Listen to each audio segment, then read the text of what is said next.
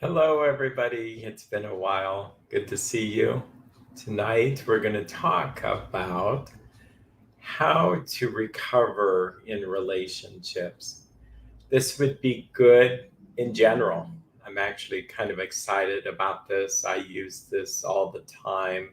Am I good, perfect at it? No, actually. This is probably my greatest weakness is relationships. In Well, we'll get into it. Um, but it works well if you've had struggles with addiction. This will be a good thing for anybody who has a loved one who has addictions, behaviors, things that just terrify them. And so we're really I could have labeled this really a long winded um, thing, but if you've had a loved one who has alcoholism, you would probably go to Al-Anon. If you have a loved one with compulsive gambling, you would probably go to Gam-anon. If you have a loved one who has sex addiction, you would probably go to S-Anon. If you have a loved one with addiction to drugs, you would probably go to Nar-Anon. Okay. What about food, eating, compulsive eating, people who struggle with anorexia, bulimia? While they may go to Overeaters Anonymous, there is no really family group for them. If you have a workaholic spouse or family member or deading, compulsive deading, there's really no counterpart for that.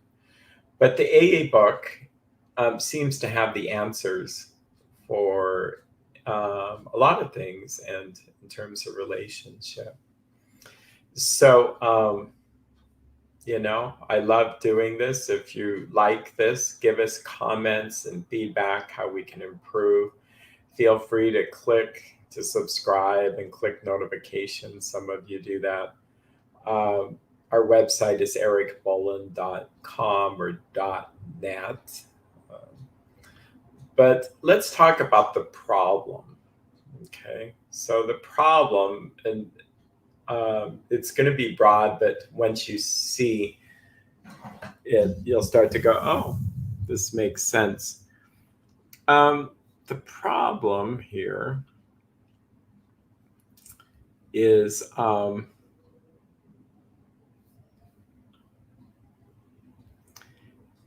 really the need to be in control is probably the deepest thing. The need to be perfect would suggest that controlling is spelled wrong, I believe. I just threw this together pretty fast. But yeah, we can be controlling of others, needing to be in control. So we don't like to feel out of control. And so if something isn't just right, then we get really upset or mildly upset. It's so subtle. Needing to change others for our own sense of well being. People may go, well, wait a minute, who wants to live with a drug addict or an alcoholic? Yeah, but realistically, you're putting your life in their hands, whether you're going to have a happy life or not a happy life. So, freedom from codependency would help you to be able to have a happy life regardless of what they do. You might feel sad about their choices. You might end up ending a relationship, but you can be happy. And the addiction of codependency says, no, I can't be happy. I have to be in this relationship. And it has to be the person I want them to be. So then we actually try to change them. You've heard about Build-A-Bear? Well, this is like build a spouse or build a significant other. This is like, I just want them the way I want them. And so I'm going to pick how I want them to be. So we manipulate a lot.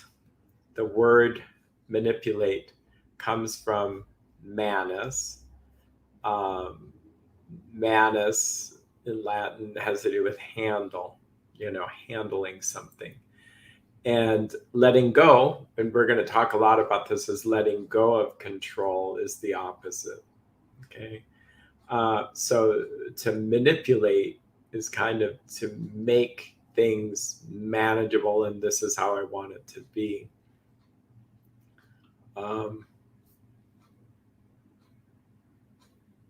I need to do this. No, I need to do this. That's better. I don't think I even need to be in this thing. I think we're better off that. Some forms of codependency really gets addictive where we're checking up on others. We drive by to see if they're at the bar. We check their cell phones to see if they're looking at pornography, checking how much liquor is missing in the liquor cabinet, walking in and just seeing if we can smell their breath, and then going through that funny motion of doubting ourselves. Or say like they're not in recovery and we go to a wedding, a party, and we just feel this not good feeling, like I want to make sure that they don't overdrink. And so we're constantly kind of sculpting a situation the way we want by just trying to influence it. We have too much sense of influence. We feel like we can just help. If I was just a good enough person, they wouldn't drink. Or if I could just say the right words, they wouldn't drink. In fact, I will talk a lot, and my speech will somehow just make them not use anymore. And I hear this every day, and I'm not complaining when I say this every day. Someone saying, well, we had a good talk. And in the back of my mind, it's like, talk is really not anything. What's really going to be important is how things turn out behavior-wise the next month or 2 or 3. And of course, it's very difficult when you wake up one morning and you don't think you're going to have a surprise, but it's some bad situation where your spouse has spent, say like it's compulsive spending, and you learn that there's $30,000 worth of debt and you didn't even know it. And you were part of the problem because you stuck your head in the sand. But no, we're convinced that it's their fault, their problem. They did this. It's really focused on them. Or we discover that they have a DUI, or they have a compulsive gambling problem. And very similarly, they've spent a lot of money. And you feel so vulnerable. You feel so out of control. Like, really, how did this happen?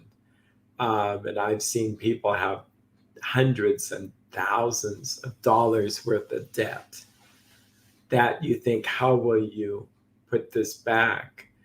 With other forms of addiction, you might have a body that's wore out from opiate use, but like spending addiction and gambling, you could have like enormous debt to have to deal with. So of course, we naturally seem to overreact. We seem to just not be able to cope any other way but by kind of checking up on them and trying to fix the situation. We'll skip the addicted to the warm fuzzies, but black and white thinking. We say things like, if you do this again, I've got to end this marriage, got to end this relationship, you're out of here. And then after 6 months of them white knuckling it, no program of recovery, we don't have a program of recovery. Well, we'll try again. And so they try again, we try again. And we don't even know that we're going to fail again because we're not even having a program of recovery. We're just going to try really, really hard not to control, try really, really hard to trust them again. And they're going to try really hard, and we'll see what happens. This would be great if we only did this once, but 5 times. And then you learn that there's other family members that have literally passed away from addiction. And then you start to realize, wow, my parents were alcoholics. My siblings have problems with alcoholism or some addiction of some sort. And now I'm married to a spouse with addiction. But see, addiction is so sneaky. It tricks us into thinking, no, no, no, there's no connection. No connection at all. I'm depressed because I'm depressed. And a therapist might point out gently, hopefully, well, you do have a drinking and stuff, which is a depressant, but it's not connected. And this is what we'll say is, I was depressed before I ever took my first drink. Okay, so when did you take your first drink? 14. So here you are, you laugh. You're now 44, say like. And for 30 years, you've been drinking, but you want to tell me that you know that this really doesn't have to do with drinking. This has to do with you were depressed a long time ago. So I try to introduce this idea that alcoholism or any addiction or co-addiction is this disease that afflicts you even before you start using. Okay. Let's see here.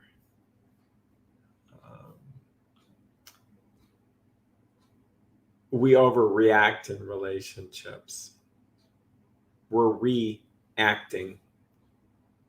We've done this all before. It's not new, so we don't really have a lot of responses. We could be interrupting a lot. We don't listen. We just don't listen to the other person.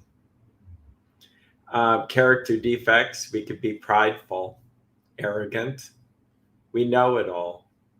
And I can be a knowledge junkie, trying to know everything. I love learning, but at my worst, I come across as know-it-all. Like, I know I'm perfect, need to be perfect, right, can't make mistakes. But this is what's horrible. It's one, as a therapist, has to be very kind and patient. And I can only do this by working a program, because people will come in and they may be afflicted with codependency. Say like they're a mother of a son who's addicted to opiates. And she's literally, I mean, I'm not making this up. She's trying to tell me how to do my job better. And I'm asking him questions. And she says, look, I better answer because he won't be honest with you. And it's like, but what are we gaining here if he's not going to be honest? As if I have some magical power to help people get sober by her telling me. And then she's a little bit miffed with me because I try to stiff arm and just have it be his session. Then you learn that he had a sibling that dies from drug addiction. She's already been through this. So I then ask, have you ever been to Nar-Anon or Al-Anon? It's like, well, why? I don't have the problem. It's like, okay, and in my abrupt, healthy mind that says, look, if I had a kid who had already passed away from an addiction and I have another one going, that direction. And he says his biggest problem is his mother.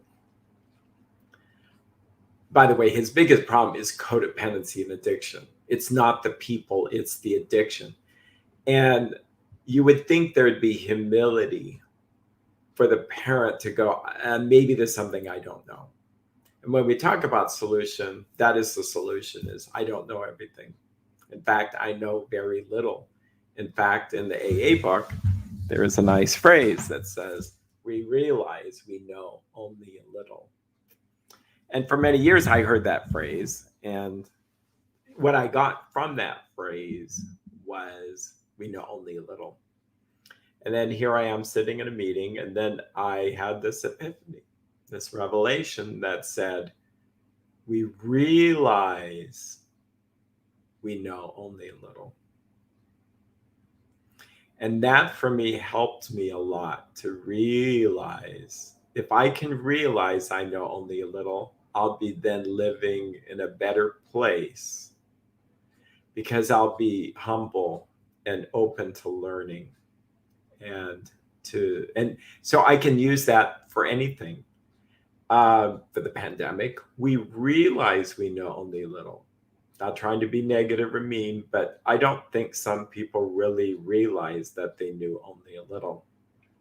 In leading people, politicians, governors, etc., do they realize they know only a little? No, that's the problem. In fact, we could say in human relationships, we would do so well if we just realized we knew only a little about that other person's life, about the solutions, how to love, how to help people. Okay. We're almost done with the problem here because the solution is so much more fun to talk about. I wanted to talk about addicted to the warm fuzzies here. The warm fuzzies, you know, there are hormones that are released when you care about someone, when you give someone a hug, when you do a good deed. How many of us have given to someone in secret, like even Secret Santa, and we feel so good by doing that? Here's the deal. Good things can happen in such a way that then we use it compulsively, and that compulsivity to do it becomes addicted, and then addictive, and we then numb our own feelings by taking care of others. So then our identity is we become kind of a magnet for people who have all these problems. So then we end up with poor boundaries, and we could spend a whole talk on poor boundaries, which I'll probably talk about them. But imagine that boundaries are like these bubbles, kind of this space around me. And that's why people don't sit really right close to me. That would encroach on my physical boundary space. People wouldn't share the same mug. I mean, unless they're a family member. But again, that would be a boundary thing. This is my cup of tea. Borrowing items without asking, or actually seeing those items as our sweater. Like, okay, it's our money. It's our, there's just no sense of separateness. So then poor boundaries also include seeing your problem as my problem. So I'm going to help you with your problem, but I don't want help with it. No, let me help you. Just let me tell you how you could have a better life. You might not want to do that. That won't taste good if it's like you're cooking or driving. Oh, that's a very popular one. People say, well, I feel so nervous about their driving. Well, don't ride with them then.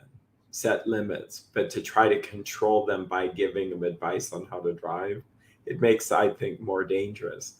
Or the person so relies on that co-pilot that then they don't have to pay attention because their wife or husband will pay attention for them. Okay. Boundaries can be crossed, divulging information that is not yours to divulge, telling someone else's stories, trying to fix people, trying to help them with weight loss, trying to help them not spend so much money. And this could be in the form of caring, and I'm caring for you. I just care about you, and you do look like you need my advice on how to get better from overeating or gambling or sex addiction or something like that. It goes on and on and on. Boundaries. Boundaries are different than limits. I like this distinction, but people use them interchangeably, and it's okay. But here's what my understanding is. A boundary between the US and Canada helps us know that we're the US over here and Canada's over there. When I go to Canada, there's different rules, different laws, different governors, different approaches to things. And if I'm over there, I need to live by those standards. Over here is US. US helps me know I'm a US citizen. So When it comes to people, I'll use my wife. I'm not my wife, and she is not me. We may share some feelings, but technically my feelings are my feelings. She has some feelings and they're her feelings. Um, I have my thoughts. She has her thoughts. I have my conscience, my sense of what's right or wrong, and she has her sense of what's right and wrong for her. I have my behavior, and she has her behavior. Where there's a crossing of boundaries or ego boundaries, I start to feel responsible for her behavior, or I start to think for her, or expect her to think just like me, or I feel her feelings. And so she's feeling sad. Well, then I feel sad with her. In fact, I might soak up her feelings like a sponge. There's like a warm, fuzzy sponge. And then I feel now really sad. And now she says, thanks. I feel so much better. By the way, this is kind of made up because it just doesn't really happen. But if you get people in your life that you feel like they're emotionally dumping on you and they feel so much better, part of it is because we're absorbing their feelings. Now, if my wife is going through some hardship, I feel my feelings about what she's going through. And yes, it might lighten the burden um, in a way because there's maybe something mystical going on, but I can't soak up her feelings for her because the word emotion and motivate both have this MOT, which has to do with movement, and emotions would move her. So if she sticks, well, let's turn it around. No, I'm going to do it this way. I'll be the codependent here because that's what the focus is on. My wife sticks her hand in a hot fire. I'm feeling the pain saying, I don't know if that's a good idea. Are you sure you did that? That's not a good idea. Are you sure? And she goes, stop trying to control me. You're just a control freak, but you're burning her hand to a crisp. Like, I don't think that's good. It's not good for us. And the more I try to control her, the more she's going to stick her hand in that fire. Why? Because her need to be a separate human being is so God-given, so strong that it's stronger than her need to even be well. So the more I try to pull her hand out of the fire, the more she's going to stick it in there. And why am I so motivated by this? Because I'm feeling her pain that she would feel with her hand in the fire. The fire being addiction. Overeating, compulsive spending, gambling, sexing, workaholism, whatever. I might be frightened of her workaholism and she's going to have a heart attack. In fact, I can feel the heart pains. I'm really worried about you. You need to get to a doctor. Stop. I'm just fine. So, and this is pretty made up, but it works. If I go fine then as the codependent, I'm detaching in anger. It's like fine then, burn it to a crisp. I don't really care. Well, the problem with that is I do care, and that's like an addict saying, "I'm really, really going to stop starting now."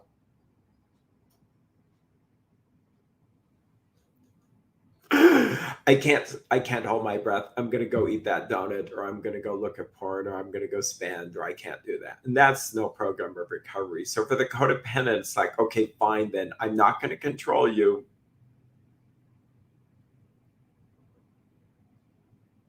Yeah, I can't do it. And so willpower doesn't work for any addiction, including codependency. In fact, you could say that willpower is the heart of codependency.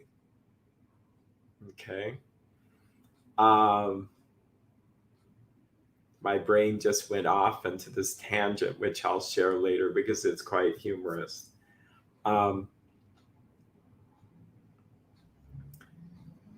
the 12 steps of insanity. Because it's a humorous way to describe the solution. So detaching and anger is not really detaching. Okay. Detaching or attaching and fear is this strong need to fix, and we're frightened of their choices. So in 12 steps, we learn to detach with courage and faith and letting go and trusting a power greater than ourselves, who I understand as God.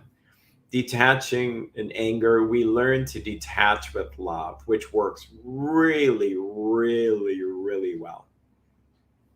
One could say that, if we want to go philosophical a little bit here, people say, why does God allow such bad things to happen in the world? Well, here's the deal. God's not codependent.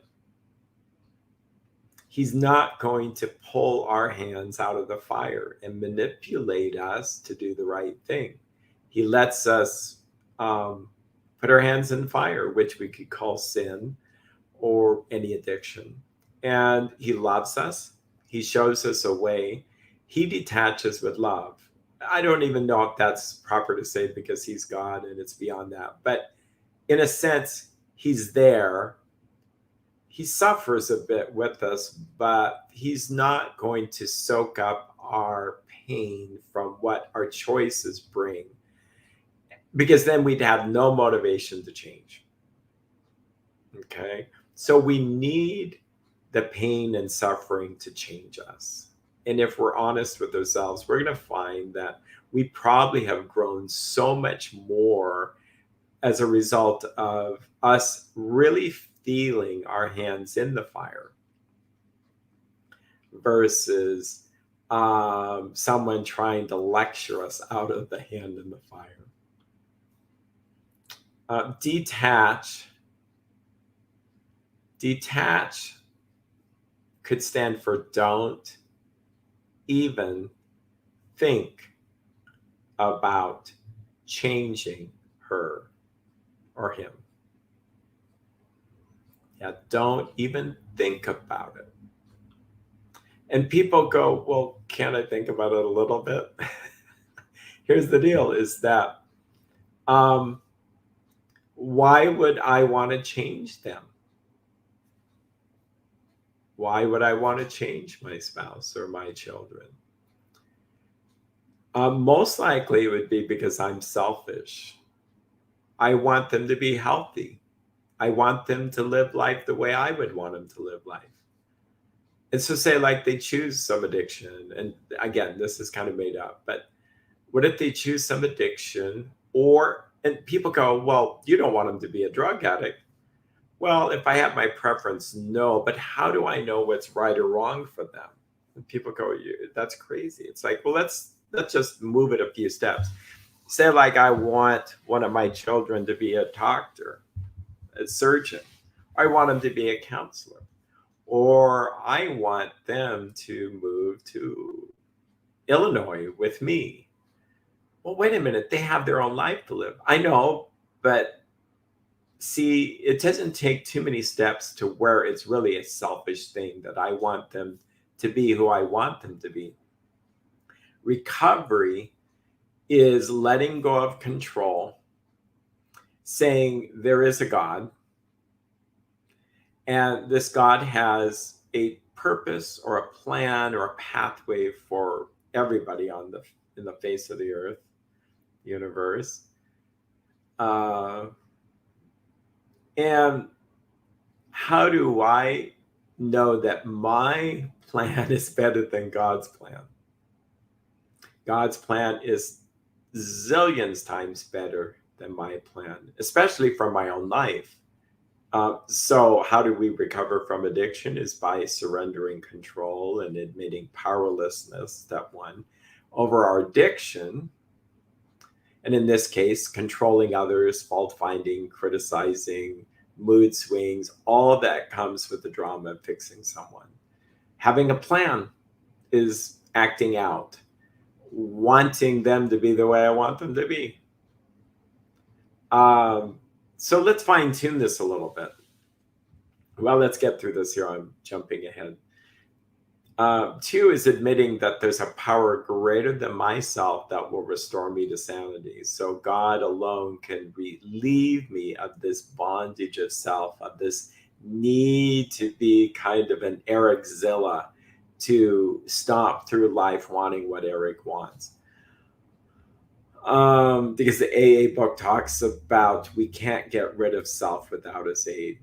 Then step three is to turn my will and my life over to the care of God. So in this case, I'm turning not my son or my daughter or my wife or other people, the politicians, over there to the care of God. I mean, that may be a prayer, but really, no, it's my life, learning to accept them how they are without me needing to do anything to better it. Okay. There's safe things I can do. We'll talk about healthy love and healthy care. But so let's take a situation that may be real life. Like, what happens when a spouse finds that their other spouse has had an affair or looking at pornography and they don't like that? And so then they come in and it's already set up that he's not going to do these things anymore. And she wants to know how she can help him and all that stuff. So I ruin things by saying, well, how do we know this is what he really wants to do? Like, why are you trying to change him? Because especially if he says, I don't want to be I'm not an addict. It's like, well, then you chose these things. You wanted to do them. So why is your spouse trying to get you not to do them?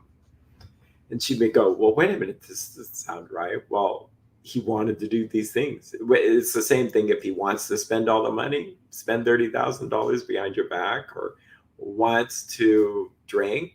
Why are you trying to get him to change so that you can feel better? It's similar to why are you trying to get him changing from driving so that you can be a happy passenger? People go, well, there's different stories. Well, no, he could drive off a cliff and you might not like that. So there's a way out. It's like a person may go, I'm not here to change you, but I don't personally want to be in a relationship with someone who's going to look at porn or break our marriage vows. I don't want to be in a relationship with someone who's drinking. I'm not going to do that. I'm not designed for that. You might learn that I grew up with that, so I'm just not wanting to do that. So I would recommend the person goes and gets a recovery plan and live it out one day at a time using the 12 steps and like go to Al-Anon. Al-Anon, by the way, is probably the first simple way to get your feet wet in recovery from codependency, because Al-Anon, there's many more groups. But if you find yourself in a sexually addicted relationship, I definitely would recommend S-Anon. And not even a sexually addicted relationship, but relationship where you have a loved one with sex addiction. Or if there's compulsive gambling, learn about it, go to Gam-anon and see how you might be part of the challenge, the problem. There's 3 C's in addiction or codependency recovery. We didn't cause their problem, we can't cure their problem, and we can't control their problem. So that would be truths. Now, the 4th C, which I think got added later, is we can contribute to their problem. And that's where recovery helps. Because see, recovery is, if Eric is trying to fix these people, I'm in essence stiff-arming God and saying, God, I got this. I can fix them. And God himself says, well, I'm not going to control them either. I'm not going to try to manipulate them. But if I stand out of the way, pray humbly, saying, God, your holy will, not mine, be done. You know the best solution to help my son, again, made up, who's maybe a drug addict. If I kick him out, in a week he could be dead because he's on the streets. It was all my fault. Well, it is somewhat my fault if I'm just going by my own brain power.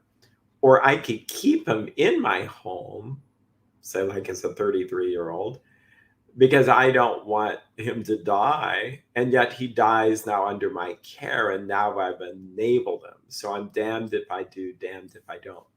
See, that's where we're at our best, when I don't assume anything. Okay. So let's take this out of the realm of heavy duty addiction. Okay. Let's just make this, because let's just say that I have a party I'm invited to, and I don't drink anymore, so I can't use that comfort to liquid social lubrication. Like I'm going to be much more easygoing if I can drink. Okay, well, if I don't drink, then I will go by the food table and snack on vegetables until I'm sick to my stomach because I'm nervous. I'm not going to do that either. Then what am I going to do? Well, I'm going to surrender control, realize I may be powerless over how I feel in this relation. And by going to the party, there could be 30 people I don't know, but I'll be okay. I'm going to feel feelings.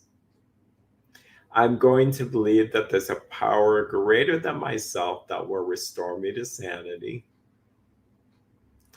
and that I can be serene while I'm there. And 3 is I can turn my will over to the care of God as I understand God. So let's look at some phrases in the AA book, which I think are really useful here. This is a PDF from chapter 5. Chapter 5 is a fun starting place. I think I can make that big enough there. It's a fun starting place in any kind of recovery place, because it really starts to the solution. It's a little bit more about the solution.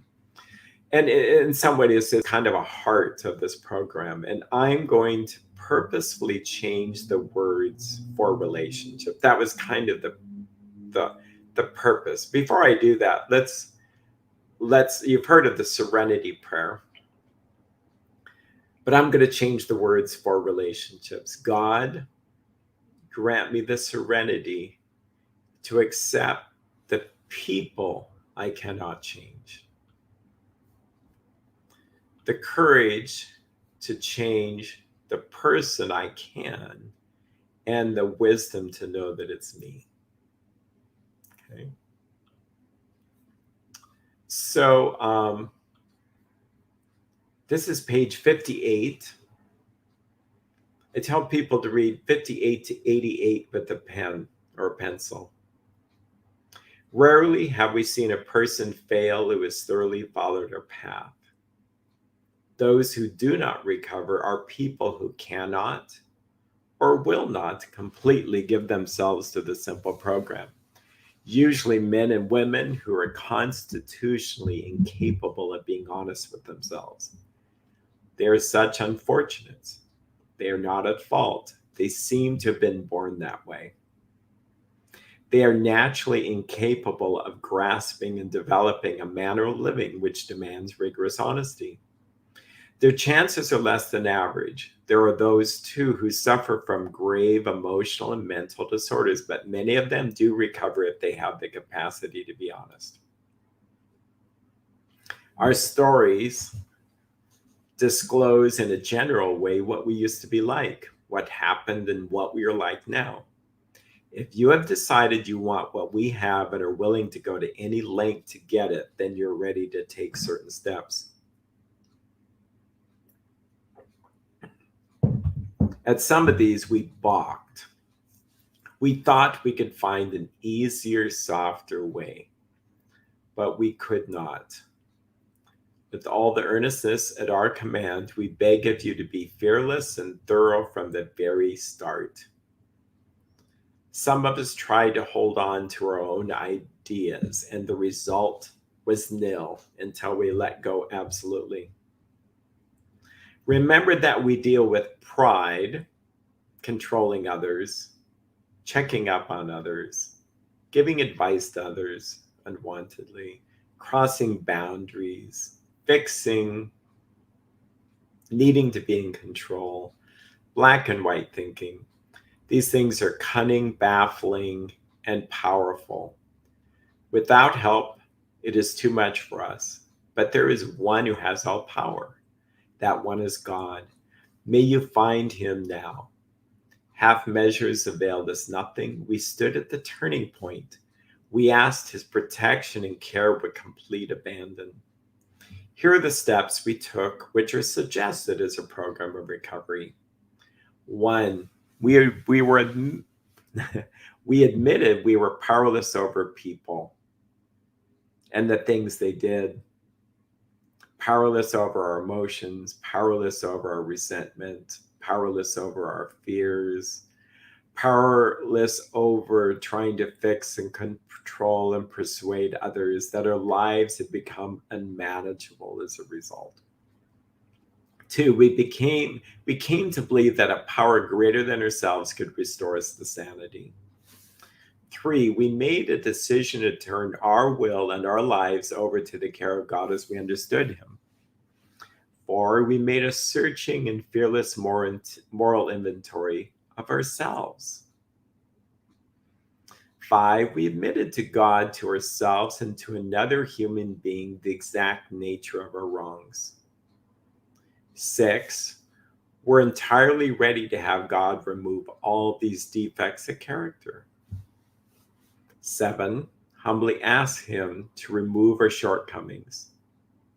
8, made a list of all persons we had harmed and became willing to make amends to them all. 9, made direct amends to such people wherever possible, except when to do so would injure them or others. 10, continued to take personal inventory, and when we were wrong, promptly admitted it.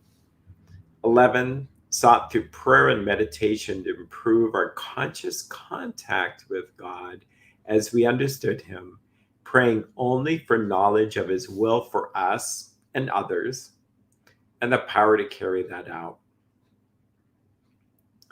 12, having had a spiritual awakening as a result of these steps, we tried to carry this message to others and to practice these principles in all our affairs. I'll jump in. I'm trying to have little commentary with some of this reading because it's just so good. But I will say, notice how most of those steps involve relationships with people and how alcohol seems to be only used once. We get diseased in relationship. We recover in relationship. Many of us exclaim, "What an order. I can't go through with it." Don't be discouraged. No one among us has been able to maintain anything like perfect adherence to these principles. Perfect adherence to these principles. We're not saints. That alone should help us not be codependent. The point is that we're willing to grow along spiritual lines. The principles we have set down are guides to progress. We claim spiritual progress rather than spiritual perfection. That should take away codependency. Our description of the alcoholic, which is in this book, but the description we've described as codependency, Al-Anon lists any of the addictive relationship tendencies. The chapter to the agnostic and our personal adventures before and after made 3 clear, pertinent ideas. A, that we were addicted to fixing others and could not manage our own lives or anybody else's.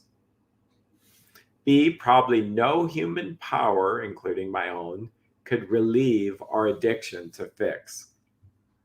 C, that God could and would if he were sought. Being convinced we're at step 3, which is we decided to turn our will and our life over to God as we understood him. Just what do we mean by that? And just what do we do? So he's telling us exactly how do you turn your life over to the care of God. The people of faith that may be watching this, of which I am one, it took me many years to understand that I thought I had turned my life over to the care of God, but I realized I hadn't by this standard. First requirement is that we be convinced that any life run on self-will can hardly be a success. On that basis, we're almost always in collision with something or somebody, even though our motives are good. Most people try to live by self-propulsion.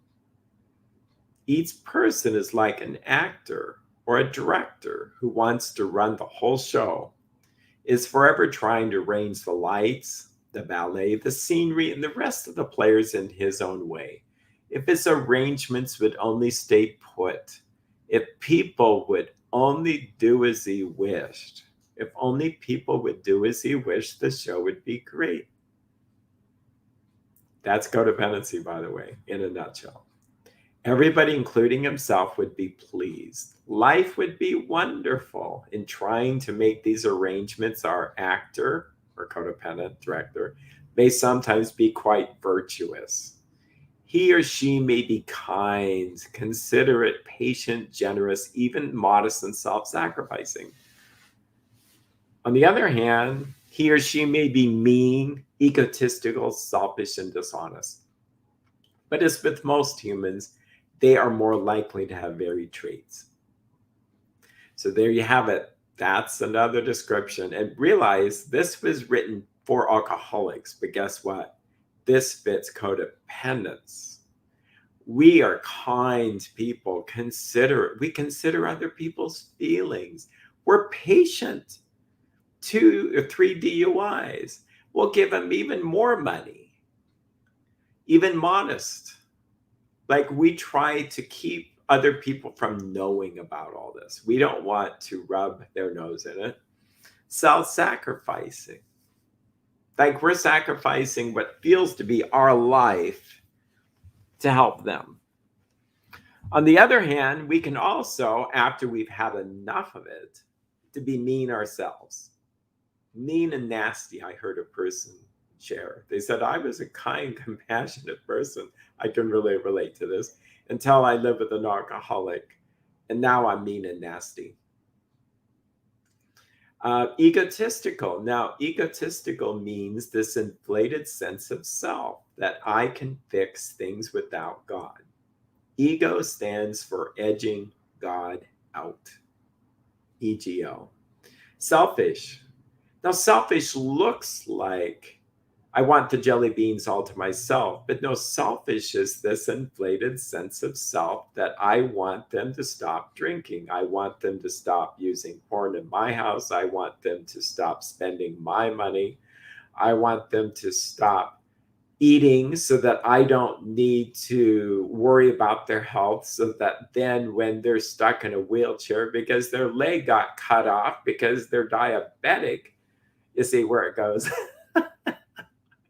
I don't want to go back. So then I started off kind of kind, but like, what's wrong with you? You see the statistics, in a few years, all these people are going to be diabetic. So all that anger, all that frustration is still me trying to exert myself in the world more. By the way, do you think anybody on the receiving end of that is going to go, oh my gosh, Eric, that's brilliant. My gosh, I can't thank you enough for saving me from diabetes or from a life of poverty because I've stopped spending or whatever. Yeah, no one has ever responded that way. And in therapy land, we're not supposed to do that. We do something called motivational interviewing, which is the exact opposite. We just let people choose what they choose and help them in the most non-influencing way, believe it or not, to help them sort it out so that they start to feel hands and fires for themselves and go, I think I don't want to do this anymore. It's for another video, but if you look up stages of change, you'll realize that stage 2, there's 5 stages, there's this ambivalence stage where the person wants to keep eating the donut because it feels so good, and it's Christmas, and it's the fall, and that's what we do. I want those pumpkin spice donuts, but I don't want diabetes and I don't want to be overweight. So if you have third parties in there trying to manipulate, pull the donut from your hand, it just makes you go, oh, no, don't control me. So if you don't have that influence, and say like that person is praying really for God's will to be done, I'll sort out the donut thing for myself. Yeah. And that person who is just a person there, I guess, would love me either way. And donuts aren't usually deal breakers for relationships. But if I'm alcoholic and it's really bad and the person has to leave, I now can see that they left because they just didn't want to be part of all this mess. Okay, so let's go back here. So what usually happens, oops, the show does not come off very well. He or she begins to think life doesn't treat him right. He decides to exert himself more. He becomes on the next occasion still more demanding or gracious, as the case may be. Still, the play does not suit him or her. Admitting that they are somewhat at fault, they are sure that other people are more to blame. He becomes angry, indignant, self-pitying. Well, of course, the person's drinking like a fish, or they're smoking marijuana, or they're eating us out of house and home, or they're spending all the money at the casino. Of course, they're to blame. And then I go to a therapist to talk about this. And the therapist says, well, Eric, you have kind of a problem too. And it's like, oh, yeah, that's really, you mean I coming here and they're the ones with the problem? And now you mean to tell me that I have a problem? No, no, no. And it's because I'm blind to my own addiction.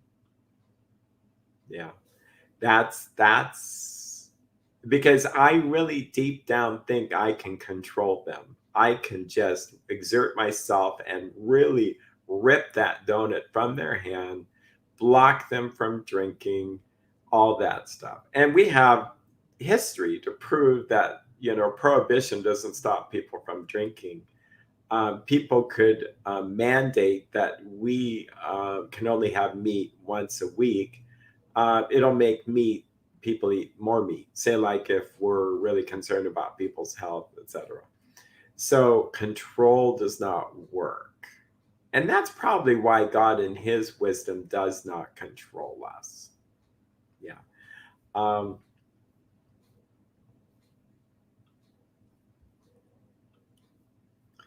So what is this basic trouble? Is he really not a self-seeker even when trying to be kind? Is he not a victim of the delusion that he can wrest satisfaction and happiness out of this world if he only manages well?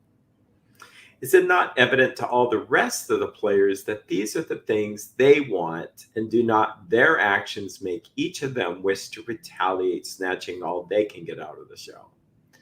Are they not even at his best moments a producer of confusion rather than harmony? Our actor is self-centered, egocentric, as people like to call it nowadays.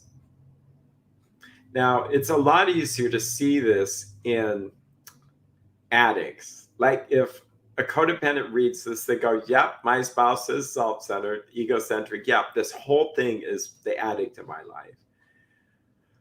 What they call the qualifier. But the reality is no, we're self-centered in that we want them sober, or we want them this way or that way. And here's where it's fascinating. It says he is like the retired businessman who lolls in the Florida sunshine in the winter, complaining of the sad state of the nation. The minister who sighs over the sins of the 20th century.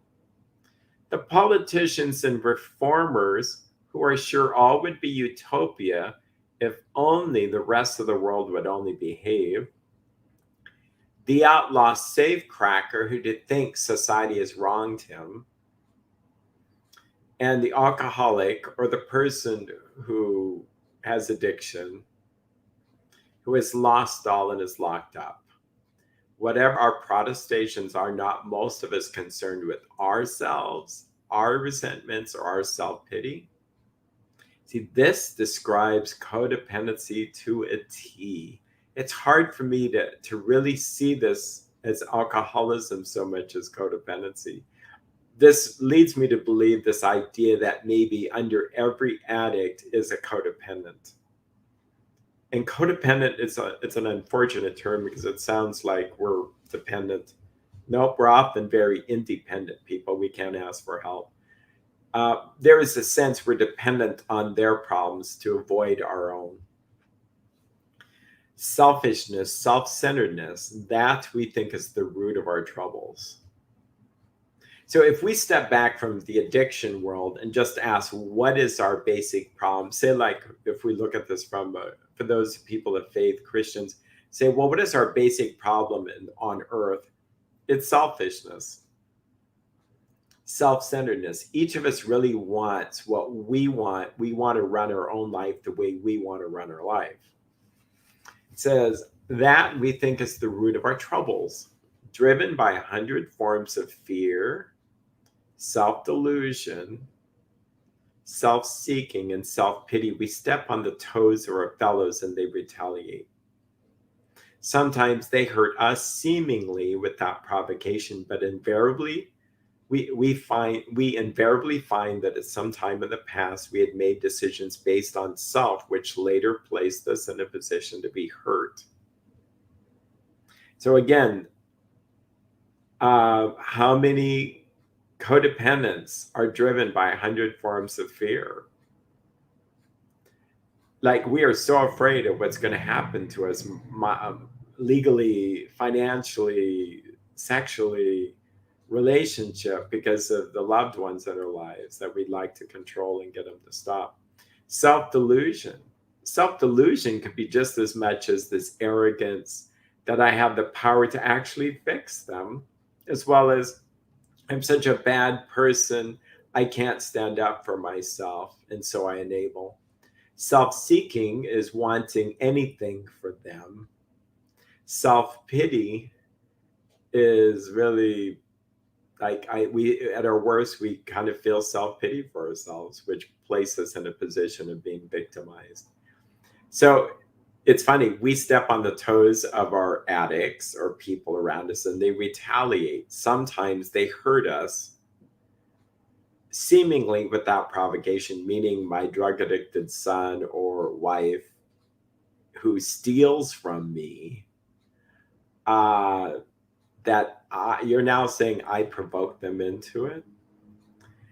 It says, but we invariably find that at some point in time, sometime in the past, we had made decisions based on self, which later placed us in a position to be hurt. Well, how about this? Sometimes they hurt us with their dishonesty, seemingly without provocation, but invariably we find that at some time in the past, we made decisions, meaning our best thinking, we started to act a certain way, which later placed us in a position to be hurt, meaning we're somehow perpetuating their dishonesty. Could it be because we're so judgmental and fixing and overreactive and controlling? But we could argue, but who wouldn't be controlling when you're going to learn all these bad stuff? I know, but it just adds to this dishonesty thing. And again, contrast that in a 12-step group where they get honest, but there's no really retaliation because there's no crosstalk. So our troubles, we think, are basically of our own making. They arise out of ourselves and the codependent, fixing, controlling, overcaring, enabling family member is an example, a extreme example of self-will run riot, though they usually don't think so. Above everything, we fixers must be rid of this selfishness. We must, or it kills us. God makes that possible. And there often seems no way of entirely getting rid of self, meaning all my thinking, all my knowledge of how to fix this, all this self-powered without his aid. Many of us have had moral and philosophical convictions galore, but we could not live up to them, even though we would have liked to. I'm going to insert a sentence. But I've read 20 books on codependency and how to recover from it. Yep, I know what it looks like, but did it ever really stop me from being codependent? We could ask ourselves that question. We had moral and philosophical convictions galore. We knew we weren't supposed to try to control them or bite our tongue or be resentful and self-pitying. We knew that we should just have faith and let them do what they're going to do. And we believed that they were in God's hands, but we were a nervous wreck inside. It says, neither could we reduce our self-centeredness much by wishing or trying on our own power. We had to have God's help. So this is the how and the why of it. Okay, we're going a little bit long tonight, folks, but I want to get through this because it's the punchline. This is the how and the why of it. First of all, we had to quit playing God. Sorry, trying to, you poor people there. Let's go this direction. I'll get better at this. First of all, we had to quit playing God. What does that really mean? Well, first of all, God knows everything. God loves us so much more than we can even begin to love. God has a plan that's optional. What does God and a codependent both have in common? They both have a plan for your life. God's is optional. So if we step out of that God state, we're basically saying, I don't know everything. I have no power.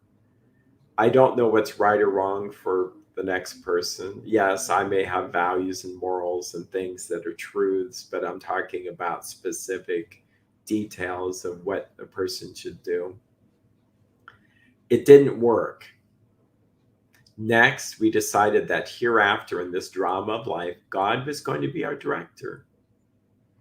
He is the principal. We are his agents. He is the Father and we are his children. Most good ideas are simple, and this concept was the keystone of the new and triumphant arch through which we pass to freedom. When we sincerely took such a position, by the way, of humility, not thinking less of yourself, just thinking about yourself less, as C.S. Lewis said, all sorts of remarkable things followed. We had a new employer. Being all powerful, he provided what we needed if we kept close to him and performed his work well. Established on such a footing, we became less and less interested in ourselves, our little plans and designs, less interested in fixing others, forcing solutions. More and more, we became interested in seeing what we could contribute to life. as we felt new power flow in, as we enjoyed peace of mind, as we discovered we could face life successfully, as we became conscious of his presence, we began to lose our fear of today, tomorrow, and the hereafter. We were reborn.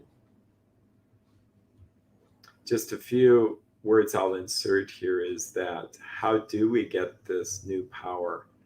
Well, do the 12 steps, and this power will give you the power to easily to stay codependency free, easily help you let go.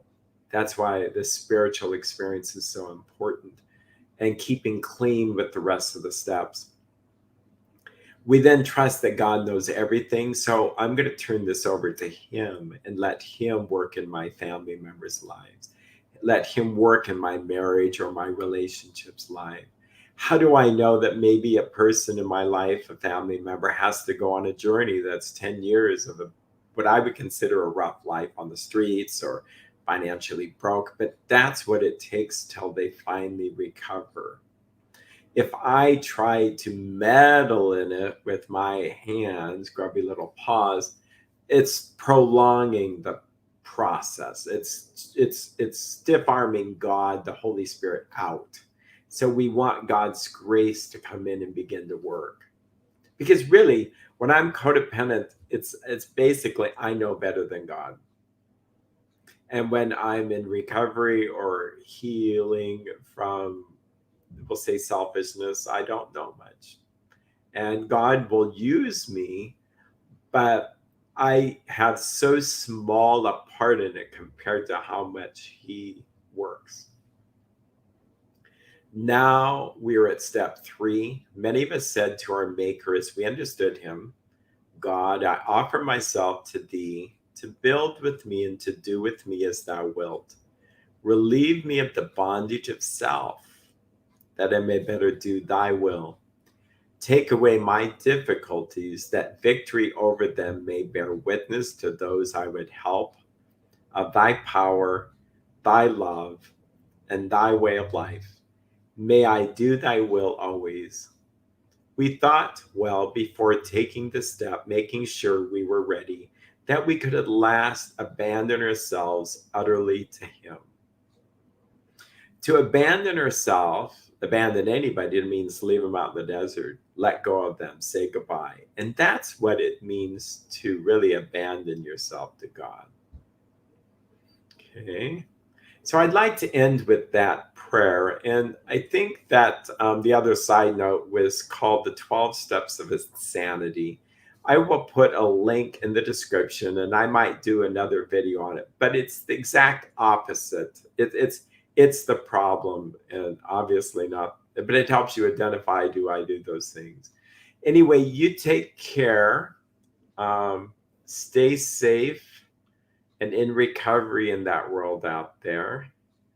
And I wish you the best and love you all, and God bless.